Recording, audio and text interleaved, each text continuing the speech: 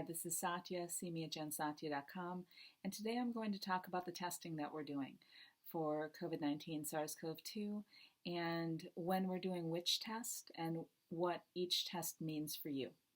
I hope you find this useful. We have three main tests: the PCR test, the IgM antibody test, and the IgG antibody test. And timing is important with these tests.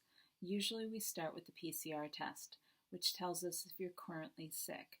And the PCR test is the swab test, the one that goes up the nose or in the back of the throat.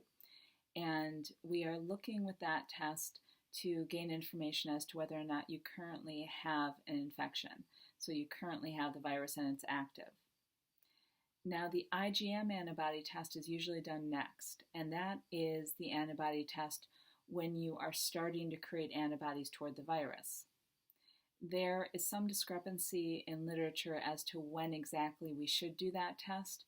Most medical professionals that I know do it after about a week of being sick. Some do it sooner, and some do it at the same time that they do the initial PCR test.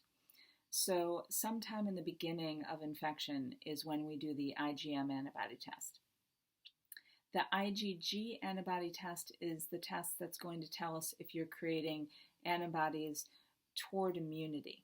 And so we do that later in the process. Now, once again, timing is important for this test, and there are different belief systems and different protocols actually based on different labs that create the serology test for the antibodies that will tell you to do this test after 2 weeks, after 3 weeks, to determine whether or not someone has created antibodies. Many doctors, if you do prove to have IgG antibodies, will continue testing you over time to see if those antibodies remain stable or when they go away. And right now we're learning a lot about whether or not we are creating antibodies ongoing after being sick, or how long we have those antibodies for, and if it's consistent person to person. So we're still in the beginning stages of understanding what those antibodies mean, how long they last, and how much immunity they actually provide.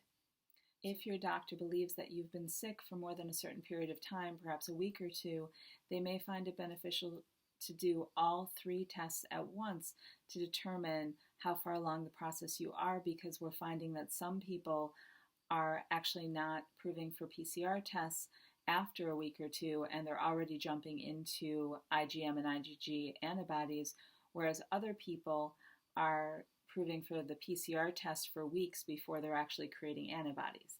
So everyone's different, and not everyone is going to align with our standard practice with these tests. So again, it's not uncommon for your doctor to order all three at once.